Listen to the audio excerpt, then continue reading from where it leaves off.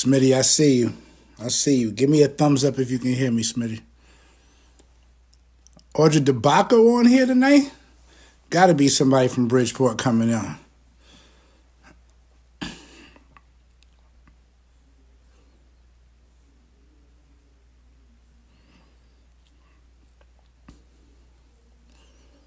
Yes, we're going to start here in a couple of minutes. Excited to have my man Chris Smith on tonight.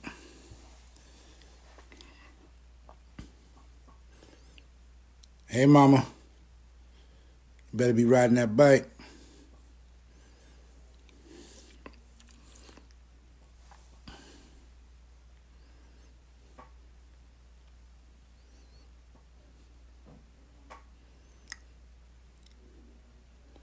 Mike, what's going on?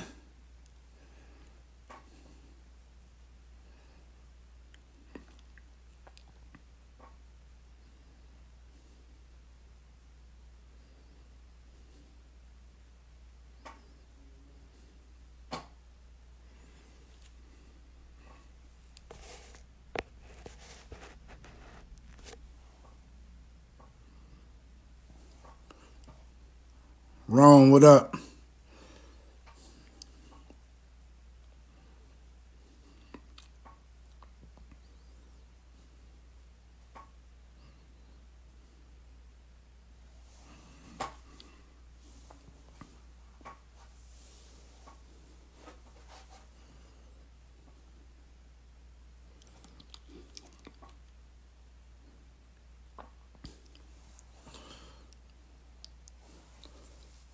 Russ, what's going on with you?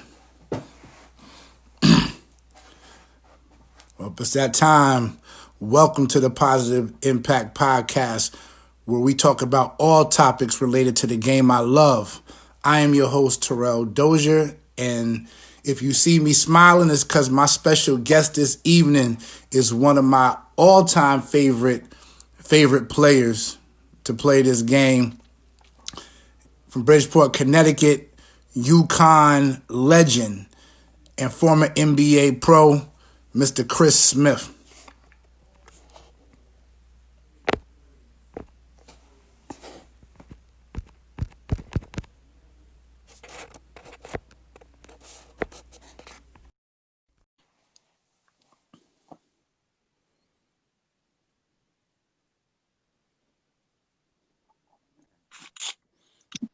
There you go. There we go. Bop, what's going on? What's going on, man? Ain't nothing, man. Ain't nothing, man. So excited to have you on, man. So excited to have you on. I appreciate it. Nah, say no more, man. Say no more, man. So I want to start off tonight, man, just by saying, thank you for coming on. We talked a little earlier today, man. I'm just, super excited to have you on here, man. How are you and your family doing during this pandemic? It's tough, G. I'm doing homework, man. But it's a blessing because, I got two little ones. I have a 7 and a 10-year-old. And just to spend that time with them, doing homework and other than just going outside to play, it's a blessing, man. I'm truly blessed. Nah, you definitely are, man. I appreciate it. So let's get right into it, man. I could talk to you all night, man, but we only got an hour up on here, so let's get it all in, man. Take me. All right. I'm in Long Island, but take me across the ferry, man, to Bridgeport, Connecticut, where you was born and raised, man, and talk about who put the ball in your hand and how you got started. Well, I tell you what, man, growing up, Bridgeport, city of dreams, man. You got a lot of players from Bridgeport, John Bagley, Wes Matthews.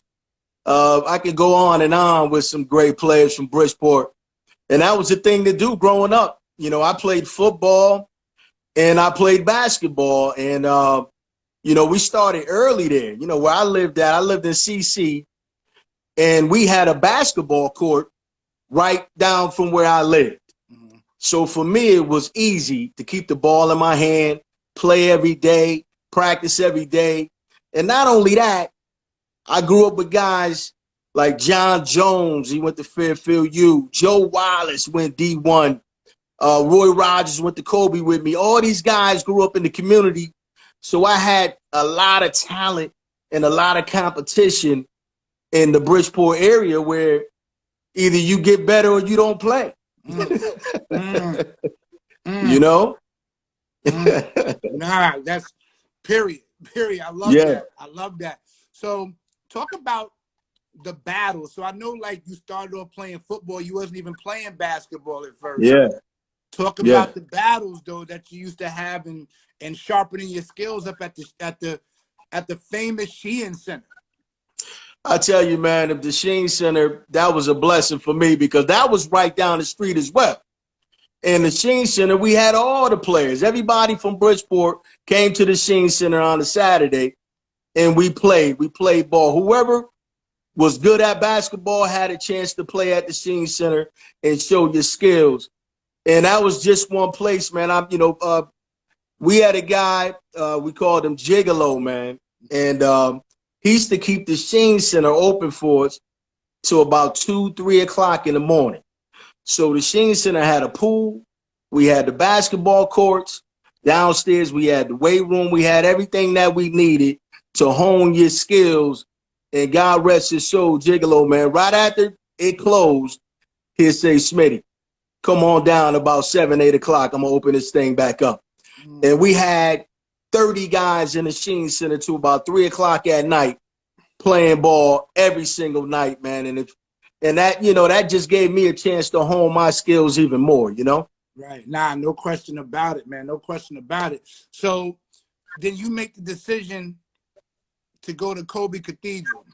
Talk about what made you make that decision to go there as opposed to a public school in Bridgeport. Well, I always went to Catholic schools. I went to Blessed Sacrament in middle school, and I went to St. Augustine's.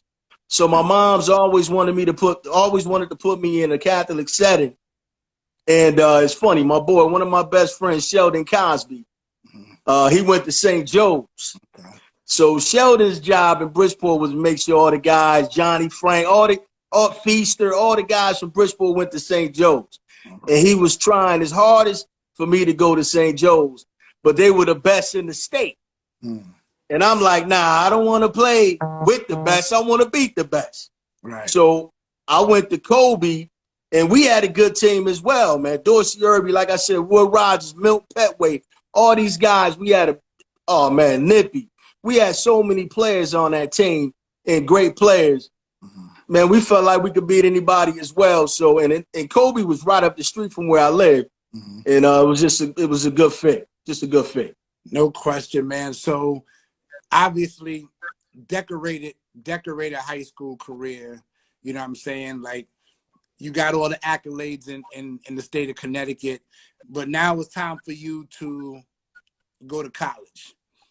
Yeah. So one of the biggest things that I do on here is I always compare how it was back in the day to how it is now. Yeah. So we didn't have social media. We didn't have any of that back in the day. We just hoop. You know what I mean? And a lot of kids now, I feel like make the sexy pick when it's time to pick a college and not the college that's right for you. You understand me? The right fit. So now you can basically go wherever you want. You understand what I'm saying? You can go wherever you want to go. And you chose to go to UCONN, which ain't the UCONN that it became at that time. You understand what I'm saying? But you didn't make the sexy pick. You stayed home.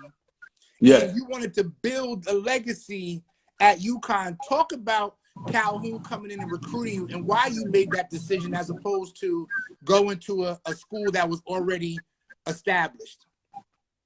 Well, I tell you what, man, it wasn't an easy pick. I was very close to going to Syracuse. Okay. I don't know if you remember Billy Owens that played at Syracuse. Do I? Yeah, Billy Owens and myself we were really, really good friends. So whenever we went to a Nike camp or 5-star, we was always together and we was always talking about playing ball together in college. And I went to Syracuse and he took me out, man, and I told him I'm getting ready to go home and I'm signing to Syracuse. So I get home, I tell my mother I'm about to sign to Syracuse, and she said to me, I will never see you play. It's too far away. There's no way I'm going to be able to get from here all the way to Syracuse. It's a 6-hour drive. It's always cold, this, that. I'll never get to see you play. And so my family was always at the games. My mother was always there. She was my anchor. And UCONN was right there. And I said, you know what? I'm going to go play for UCONN. I'm going to make sure my family and friends get a chance to see me play, because we had so much support. I had so much support, my family and friends from Bridgeport. So I just wanted to make sure I stayed somewhere close and be able to be in the Big East, still be, play against Syracuse, play against Georgetown, play against St. John, play against the best competition. And UCONN definitely gave me that shot. Absolutely. So that kind of went with your theme in high school. I ain't want to play with the best. I wanted to beat the best. Yeah. You understand what I'm saying? Definitely. So, you get on campus, and obviously in retrospect, you made the best decision that you could have possibly made. Yeah. And yeah. I think there's something that goes with establishing a legacy there. And you did that. So nobody can talk about Ray Allen. You can't talk about Richard Hamilton and all the great guards that came unless you talk about Chris Smith first. Yeah. You understand what I'm saying? Like the first real All-American that came to UCONN, the program changer, the program builder. You understand what I'm saying? And a four-year player. So talk about what it was like going from high school into the Big East, which was really the Big East back in that day. Like, talk about the transition from high school to the Big East. It was a big transition. I mean, you had Georgetown with Alonzo Moore and Dikembe. Dana Barrows at Boston College. I mean, it was so many. St. John's was off the chain back then. Providence was off the chain back then. All the teams in the Big East were great. And it's a funny thing because I'm going to go back a little bit. Calhoun used to come to Bridgeport all the time, and I'm going to tell you the reason why. You remember Reggie Lewis that played for Boston Celtics? Yes. Reggie Lewis played for Calhoun at Northeastern. Right. Reggie Lewis' girlfriend and wife lived in Bridgeport. So my cousin Rodney lived next door to Reggie Lewis and his wife. So I used to always see Reggie, and we used to talk about Calhoun. So back then, Calhoun was already in place before I even decided to go to UCONN. I saw Reggie Lewis. I saw him playing against Boston, and I knew that Calhoun coached him. So when Calhoun came to my house, he was like, well, I got Reggie. Reggie. I had Reggie at Northeast. Like, he was like, Chris, I'm telling you, you could be just as good. I look at you like a Reggie Lewis. You could come to UCONN. I feel like you could change the way the school is being looked at right now. You could do something different. And he said, look, I think you're going to be a pro. He looked at me in high school and said, I think you're going to be a pro. So, and he said, I'm going to give you the ball. When you come to UCONN, I'm giving you the ball. And so it was an easy decision for me. That's definitely easy decision. Yeah. Now, when you talk about giving you the ball, the first thing I think about, and I told you this. So I told you, and I don't want to go forward, but I got to tell the story because you brought up having the ball. So when I was in prep school and you was at UCONN and we went to a game to watch you guys play, and you had that ball and you were so low to the ground. So low that that ball never came up even above your knee. And I said, oh my God. Tell me how you got that low dribble. Like, where did you get that at? I'm going to tell you, it's a funny story, man, because I played basketball all the time, like I said, at my house and at the Cardinal Sheen Center. So I wanted to take basketball into my house. So I used to dribble in the basement. My mother used to go crazy. Chris, stop dribbling the ball. Stop dribbling the ball. I'm watching my show. So I had to get it real quiet so she can watch her shows and didn't even know that I was in the basement. Yeah. So I used to dribble that thing so low she didn't hear it. And I'll be up all night dribbling the ball, working on my skills. So I took it from the basement out to the streets. People never seen it. It was a man like, man, that's crazy. And I made it into something, and they called it the Smitty dribble. So it just became real popular. Listen, my favorite. My man Rome will tell you, when I got back to school, man, I was like, yo, I'm doing that. Anytime I dribble, and I was like, yo, and I gotta act like I'm chewing gum, because I said, Smitty be chewing gum when he dribbles like that too. You understand what I'm saying? I had to have a piece of gum in my mouth. You know what I mean? Yeah. So you know what I mean? Like freshman year, you at UConn. Yeah. What was the biggest difference from high school to UConn your freshman year? It was the speed and the strength, man. I was fortunate to play with one of the best. Cliff Robinson was an outstanding UConn player that really don't get the pull that he needs to get. When I got there, man, he just showed so much professionalism. It was incredible. His work ethic. I'm telling you, I was a guard, and he was 6'11". So we used to do these sprints and runs. No big man's supposed to be the guard. Right. Cliff used to blow by everybody and be in first in all the drills and everything. And I'm like, you know what, as a freshman, I said, man, I need to be like this dude, man. This dude is a constant professional, and he works hard. He works on his skill. And, when I went to UConn, man, he grabbed me by the shoulders and was like, yo, you the next one. And that's how it rolled, man. Right. Nah, no question about it. So you have a great freshman year. Yeah. Sophomore year was the magical year. Yeah. You know what I'm saying? You take Scott Burrell's a freshman. You know what I mean? Like y'all getting it together. You understand what I'm saying? You're getting it together, man. And then you get into the, NCAA tournament, and as well as I know, when it comes to basketball or any sport for that matter, you could be on a high, and then you could be on the low. You understand what I'm saying? But, talk about, I want you to start me at the Big East tournament. Because to me, that's when Smitty really arrived in that Big East tournament, because the Big East tournament was the postseason tournament back then. I don't care about no other conference. It was the Big East tournament in the Mecca at the Garden. So when you want to show out there, what I mean? Talk about that stage, man. What you did, man. It's the Madison Square Garden, number one. It's the Mecca of basketball. Everybody know that. You want to perform and play well there. Not only that, we never won a Big East We never won a Big East title, UConn. So we played Syracuse, the school that I was supposed to go to. Derek Coleman, Sherman Douglas, Billy Owens. I mean, they had the squad. And everybody thought we was just going to get killed. In New York, Syracuse team, they're going to get killed.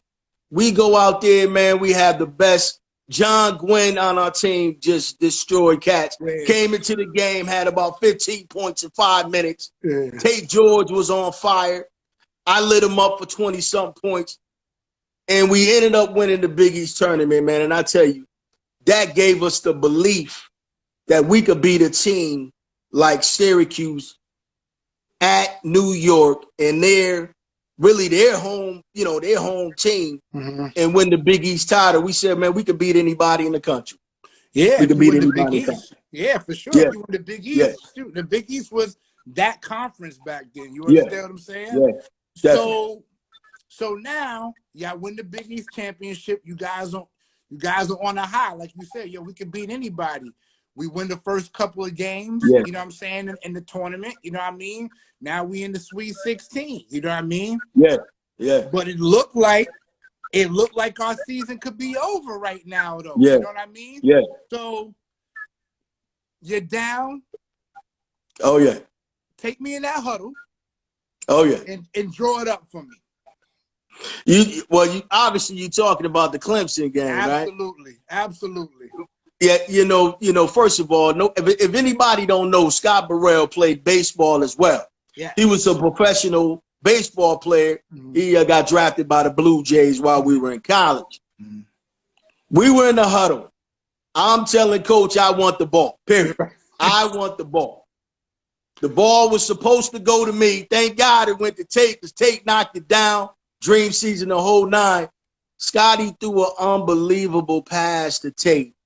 And when Tate turned around and knocked that shot down, man, that was just so unbelievable. It uplifted our spirits. You know, that was the dream season for UCONN. UCONN has never seen anything like this before.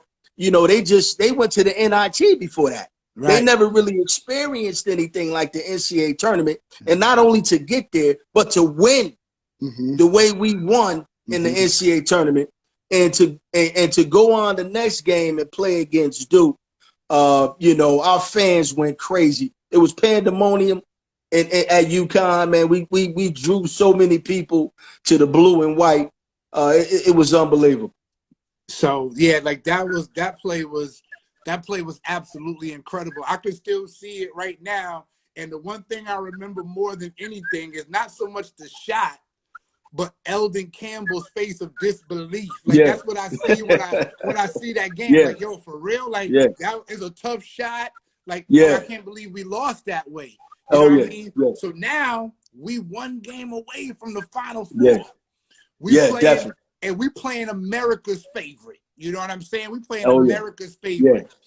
Now, take me into the next huddle now, because now we're up. You know what I mean? Now, last game we was down in that huddle. Now we're up. You know what I mean? So now you're talking about one extreme to the other. So the highs and the lows. Right. So now take me through because now it's a defensive huddle now. So take me through that huddle before that last play versus Duke. Well, we knew Christian Laettner was going to be the guy. They drew up an old school play. The person that's going to shoot the ball takes it out. Right. You know what I mean? But we wasn't ready for that. Right. We weren't ready for that at all. Christian Laettner takes the ball out, somehow gets it back, and Lyman the Priest was right there. You know, Lyman is our defender, tough guy, Detroit kid. He was right there, but Christian Laettner at that time was doing something special, and he was used to hitting shots like that. And that was one of the lows for us, because when he hit that shot, we knew we were supposed to be in the Final Four playing against UNLV. We knew we automatically just knew we were going to the championship. We didn't care who else was in the Final Four. We were like, we're going to be whoever's going to be there. We're playing against UNLV. And we was ready for that. And I'm going to tell you a funny story, T. I get drafted by the Timberwolves, and Christian Laettner is on my team. So we used to talk about this all the time. And he said, Chris, you guys, they were scared to play us. I was scared to play you guys, because we watched a lot of films on you guys, and we were like, man, this team is good. This team is really, really good. And we had pros on my team. I was a pro. Hennefeld was a pro. Scotty Burrell was a pro. Don't forget Kevin Ollie was on that team. I mean, we had pros on our team. Ross Sellers went pro in the Europe. So we really had a good team. And Christian was like, man, when I looked at your squad, he was like, we didn't think we was going to beat you guys. That's how serious our team was back then. Nah, no question about it, man. Yeah. You know what I mean? And then, you know, so now the dream season is over. But what that did, I feel like, was it put UConn on a national map, not just a regional map and in the Northeast, but it put you guys on a national map. And I think that's what opened up the recruiting for Calhoun to bring in so many great players. And now, like, when you're basically the pro team in your state, that's what y'all became. You know what I mean? So now UConn is sold out. Now the expectations are high. You come into your junior year, you do your thing individually, but you didn't get the team success that you had the year before, and y'all lost to Duke again. So y'all can't. It's like Duke became y'all nemesis. You know what I'm saying? And then you know, your senior year, you know, you go out. You know, you go out early. You know what I mean? Another disappointment, I'm sure. That was Jimmy Jackson. We lost to Jimmy Jackson at that time. And it's funny because we were up by 25 points. We were up by 25 points going into the halftime. And we were like, man, we playing Ohio State. We're up by 25. These dudes ain't good. Jimmy Jackson came back that next half and put on a show. He literally put on a show, lifted them on their backs, and they ended up winning that thing. And that was my senior year. But going back to what you were saying about the great guys coming to UConn, you know, the great thing about like Elamine, talking to Elamine, he comes to me all the time and said, Chris, I'm here. I went to UConn because of you. You know, when you hear stuff like that, you know, because as a player, you really don't know what you're doing. You're just going out there playing basketball, but you really don't know the lives that you're touching down the road. And when you hear a guy like Elamine, you know, he was the fire of UConn, one of the best guards that ever played there. To say to me, I went to UConn because of you, that says a lot, man. Yeah, that says a lot. Enough respect. I mean, if you know basketball, then you gotta, you know, you always gotta pay homage to that. And like I said, when we came up there your senior year, like now Donyell Marshall is there. Donyell's a McDonald's All-American. Oh, you got Donnie Marshall coming from Washington State. Oh, yeah. All the way to Connecticut. Now you got Brian Fair coming from Arizona. Kevin Ollie from LA. Like, you know what I'm saying? So it's like UConn just ain't getting kids from Massachusetts no more. Exactly. They getting them from all over the country. You know what I'm saying? So now that's what opened up. So you can't talk about Ray Allen. You can't talk about Rip if you don't talk about Bach first. You know what I mean? So I put something out there, you know what I mean? And people was like, yeah, like I seen like somebody put a post up of all the great players. I'm like, nah, we ain't putting this picture up. Like, with Bach. Like, you understand what I'm saying? Like, wait a minute. You gotta go, you gotta go to the Genesis first before you come current. You understand what I'm saying? So you leave out of there, you the all-time leading scorer in UConn history. All-time leading scorer in UConn history. And you know, you get drafted, you know, you get drafted, which we knew you was gonna do. But talk about the impact that Jim Calhoun had on your basketball career, because he's a great coach. Like, you know what I'm saying? We all know that. We know he's tough. You know what I'm saying? Talk about the impact that Jim Calhoun had on you. Big time impact. You know, he believed in me. I'm gonna tell you, when I went out for the USA team, and you know, me, Kenny Anderson, Lee Mayberry, he was the one that said I needed to go out there and try out for that team. But I didn't even think about it. I didn't think I was one of those players where I can go out and represent the USA. And Jim Calhoun called me into his office and said, Chris, no.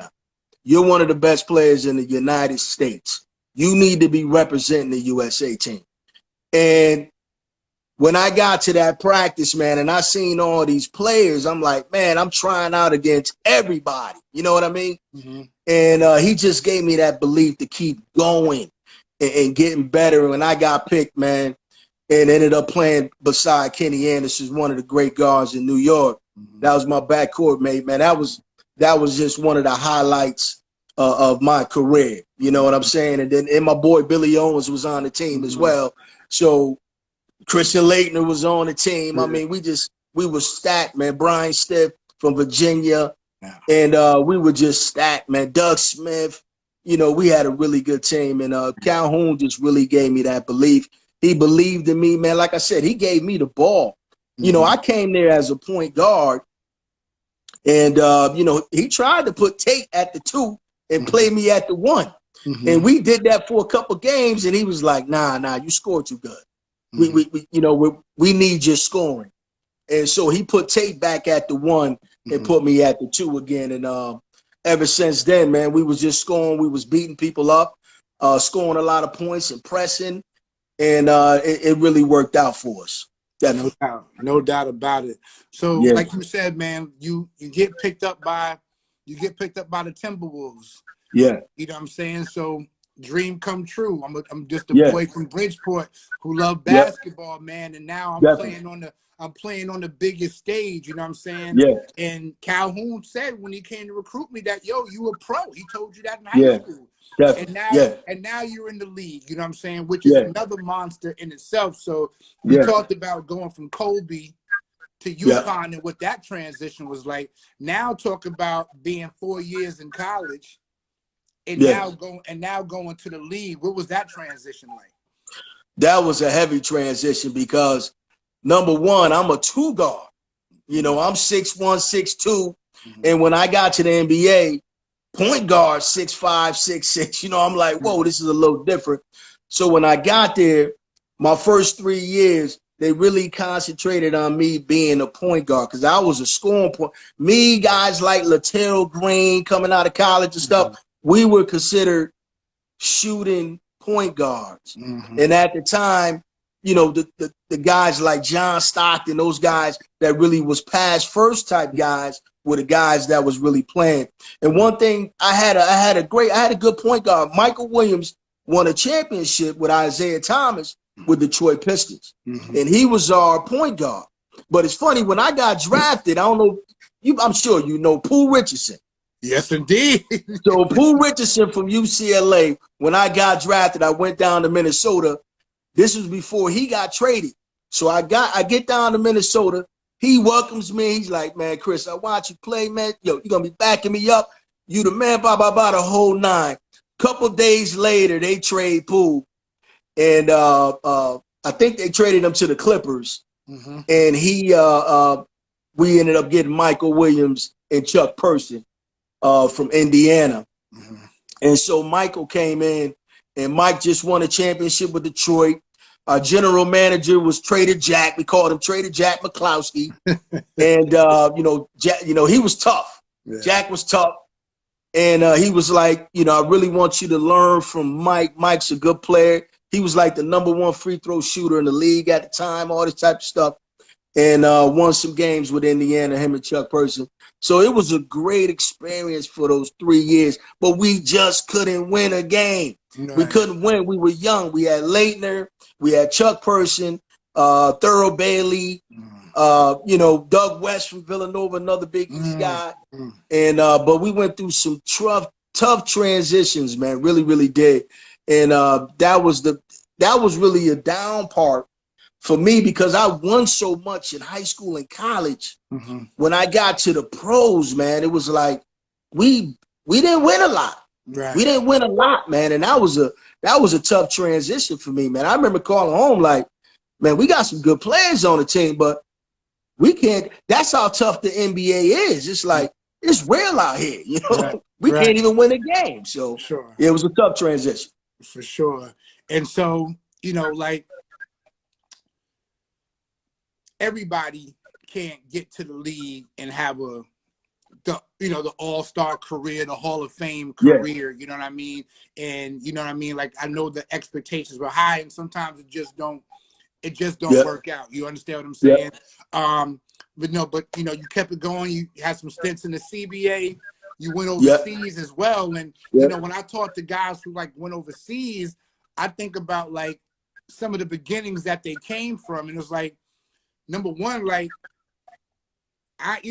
leaving Connecticut is one thing. Getting out of Bridgeport is one thing. Now I got a passport and I'm going into other countries. You understand what I'm saying? Like, talk about what that experience was like for the first time, like going to another country, having to get used to another language. Like, what was that like? It was tough, man. It was tough for me because my first 3 years with the Timberwolves, I had such a great time. I love the family. I had Sid Lowe as a coach. I had some great people there. And it's funny, man, because I signed a 3-year deal. So in '95 was the first lockout. So my agent was talking to the team right before the lockout. So when the lockout hit, we couldn't talk anymore. So I went to Europe. And I played with a guy by the name of Rolando Blackman. Played at the New York Knicks. So it was me and Rolando on the same team. And the third day I get there and we practice, I tear my Achilles, man. I tear my Achilles. And I'm going to tell you what, man, I'm in France. Everybody got horror stories about Europe. I don't have a horror story about Europe.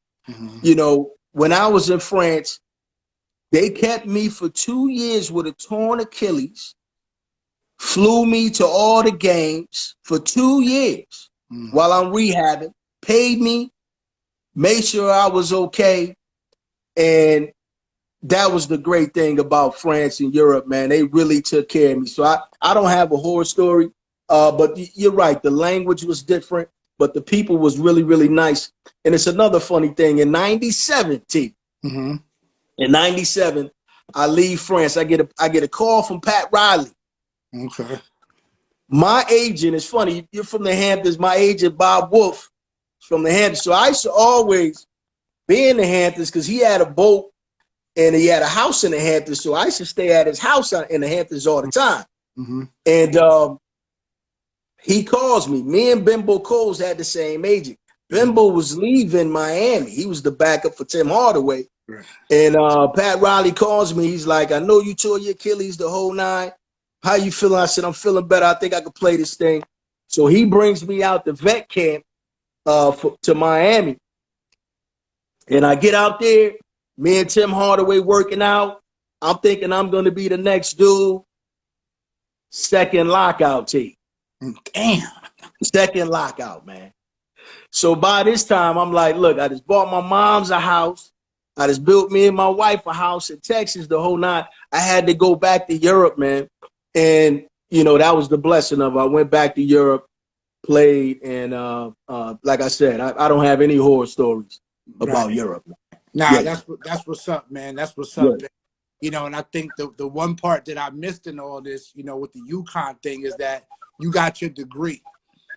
Yeah. You know what I'm saying? And that's super important to me too. Like, you know what I mean? Like, you know, that's the most important part. It's like, you know, we get caught up in the glitz and glamour of being a basketball star. Exactly. It's student athletes, students first, and you got your degree. So I want to give you praise for getting that degree. And you know what's so funny, man? That's from growing up with a strong black mother. When you have a strong black background, my moms didn't care about nothing else. You know, get your degree because you never know what's gonna happen. You know, I tore my Achilles, I tore my elbow. The game beat me up a little bit, you know what I mean? But one thing, if you got your degree, you could do other things and you could keep moving on. And I think that's the problem with a lot of athletes right now. They get these accolades so early in life. They're done by 30, 31. Now it's like, what are you going to do for the rest of your life? You know what I mean? And some of these kids don't understand that you're going to have other skills. You're going to have other skill sets later on in life. And that's one thing that I always had to get was my degree so I can move on and definitely do other things. No question. So you got the house in Texas, you went back overseas, and then at some point, like I said, for all of us, the ball starts bouncing, it stops bouncing. So you said, the game beat you up, like, you know what I mean? Like, I know the game beat me up, man, like, you know what I'm saying? And now you got to make a transition without basketball, which has been such a huge part of your life. And everybody can't make that transition. So we've been talking about so many transitions: high school to college, college to the league, from the NBA to just overseas. Now talk about ball's done. Now you got to live life now. Talk to me about what that was like when you knew, yo, I'm done. It's over for me. I got to live real life now. T, I'm gonna tell you, I started early, man, and I was blessed. I was living in Texas at the time, and I was doing mortgages for this company. The owner of this mortgage company was good friends with the family that I had in Texas. And while I was playing ball in Europe in the winter, in the summertime, I came home and I started doing mortgages. I knew right away there was going to be a transition. So I said, look, let me learn a field. Let me learn something different. And that helped me go out and really prepare myself for the next thing I had to do in life. And ever since then, I've been moving on, doing different things. Right now, I work as a probation officer, and you know, I'm retiring 4 more years, and guess what? I'm gonna have to do something else. You know what I'm saying? So you know, you just keep preparing your life, keep preparing, keep moving, and that's how you grow. That's how you grow. No question about it, man. No question about it. So now let's talk about this all-star team that you have put together. Where did that idea come from? You mean the UConn guys that I put together? Yeah. Oh yeah, man. You know, when I came home, I wanted to make sure first of all the guys get together. We go to Mohegan Sun every year. We golf, we do stuff. And when I came home, man, we had so many great players that played at UConn, and they all live in Connecticut. Right. From Murray Williams on down, John Gwynn, Lyman Dupree, everybody here lives in Connecticut. And I said, you know what, we need to start putting something together where we started playing the firefighters, started raising money for schools. We started, playing games where people could come out and see the old time UConn guys and just raise funds for certain sports and events and stuff like that. And that was a lot of fun when I did that, definitely. No question, and Connecticut is one of those states where they don't forget you guys, and that's what I'm saying. That's that foundation that you guys laid when you first went there. Like, you know what I mean? Like, they don't forget guys like you. You guys will always be in folklore and UConn history. You understand what I'm saying? So now, you touched on it briefly. Where the Tiger Woods thing come from, man? When you start taking up golf? It's so funny, man. My rookie year in the NBA, Sid Lowe bought me some golf sticks. Okay. And he was like, Chris, man, start getting into the game of golf, right? So that was my rookie year. We used to, whenever we flew to LA or Miami, wherever, we played golf, me and Coach. And I stopped playing. When I went to Europe, I just stopped playing. So when I came back home to Connecticut, all my friends were playing. Okay. And I said, you know what? I got back into the game and I truly fell in love with the game because, like you said, T, you beat your body up, I beat my body up. One thing about golf, you can walk the golf course and it's still going to be, tiring on your body, but it's not like you're running and stuff like that. So that's a sport where I can play for 3-4 hours and really don't beat your body up. I can walk the whole course, enjoy the scenery, and play with guys, man, that I grew up with. So I fell in love with the game, man. Definitely. No question. And I told you, I got you. I'm going to have you out here this summer. I'm going to get you on the golf course out here. Yeah. I don't play, but I'll get That's okay. I'll drive the car. I'm not good. I'll drive the car. I'm not good. and T, let me tell you this story before we go, man, because a lot of people don't know this. It's funny, when I was young, the doctor told my mother I'd never be able to run, right? Because my knees were placed, they were really inside with each other. So people that know me know my brother Paul. My brother Paul was way better than me in basketball. He was the guy that played sports everybody knew him. When I was young, my mother used to tell me I used to look out the window all the time because I couldn't run, I couldn't walk. And she used to say, Chris, I seen the desire in you at 2 years old, looking out the window for hours, looking at your brother play. So I want to tell people, never forget your dreams. You can do it no matter what. The doctor told my mother I'd never be able to run, and I ran all the way to the NBA. So no matter your ailment, no matter what happens, if you believe in yourself, you play ball, you play hard, and have trust in God, you can do it. No question. Nah, I like that. That's powerful. That's powerful. Yeah. So, obviously, we're in a tough time right now.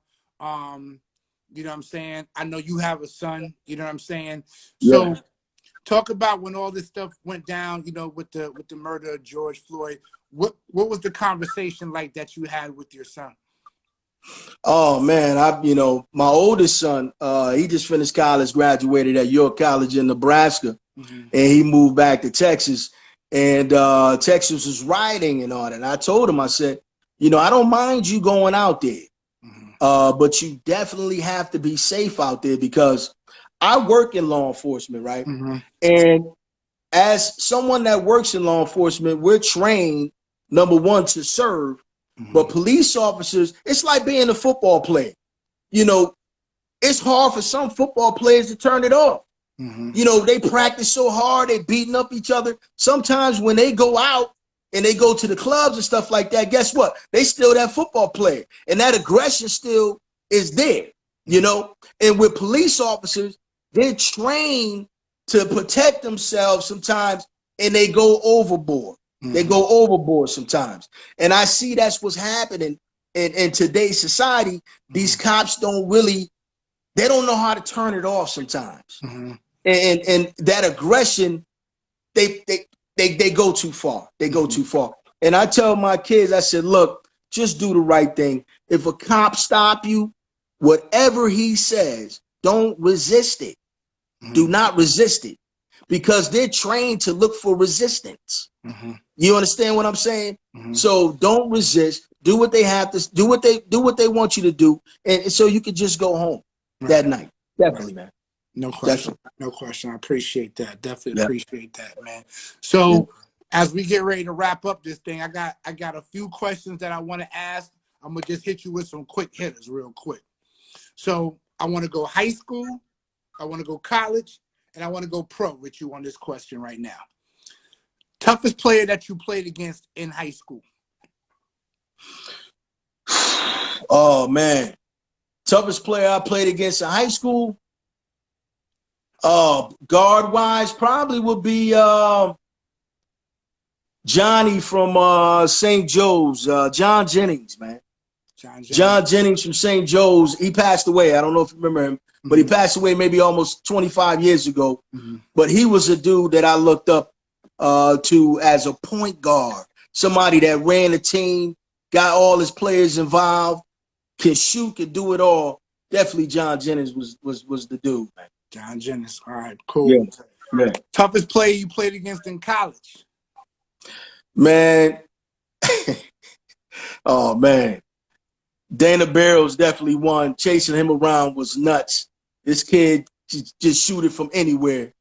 You know, somebody that wanted to embarrass you, Sherman Douglas, man. Sherman wanted to do the alley-oop, you know, and next thing you know, they taking pictures of you in the air, somebody dunking on you. You know, dudes, you know, that was his specialty back then. Nobody did the alley-oop like Sherman Douglas. And you knew when you went to go play him till you knew. We used to say it in the locker room like, man, don't get caught up with the alley-oop, man. And, you know, dudes like that, man, definitely in college. So now you in the NBA, right? And they put you in the game. Who was that first guard you played against in the league where you're like, damn, man, I ain't know he was that good, and you ain't know what to do with him? I'm gonna tell you two guards. I'm gonna say three. Okay. That I had a hard time with. Derek Harper. Derek Harper was solid, strong defense, in your face. Tim Hardaway, obviously, because you know his crossover was sick. And it was because he had a crazy crossover. So it was like, man, this dude is sick, man. This game is nuts. But I'm going to tell you, Kevin Johnson from Phoenix, man. Kevin Johnson, he don't get the accolades. But I'm going to tell you that they almost won a championship with Kevin Johnson, him and Charles Barkley. And it was really because of him. He was a bona fide baller, man. So definitely those three guards. It's funny you say that. I had Kenny Anderson on here, and Kenny Anderson said Kevin Johnson too. Oh yeah.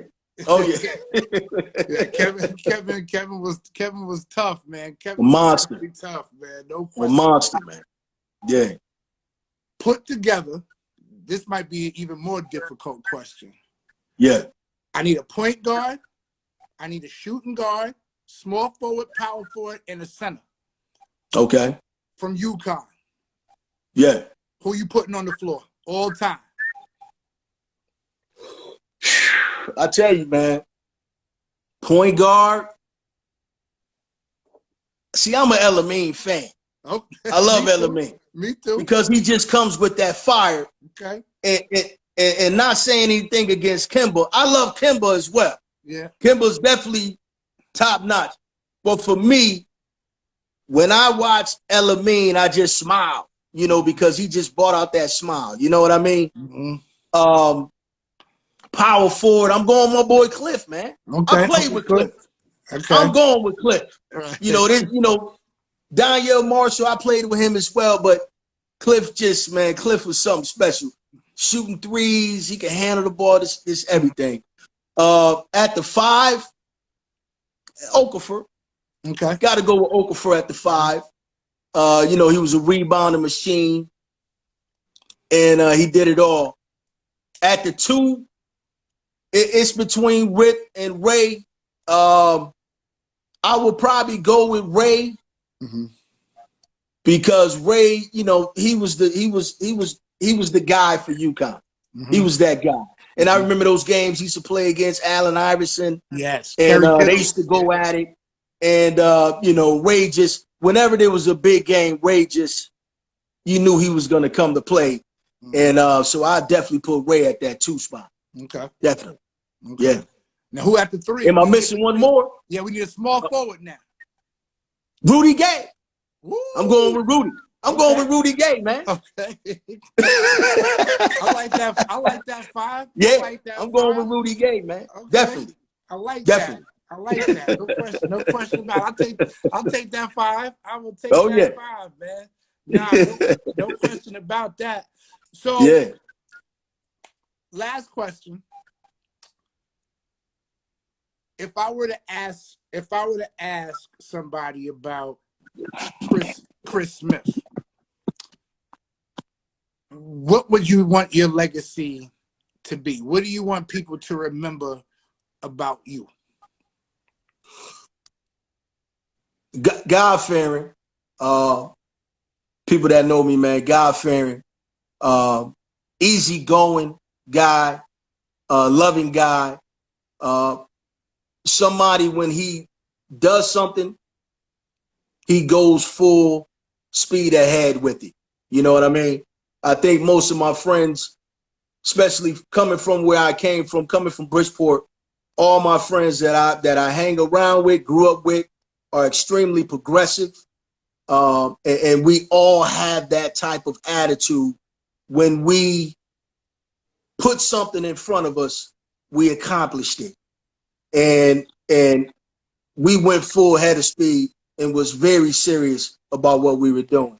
So, I want people to know that myself and even people I'm around, if you ever see me, definitely people that are very progressive.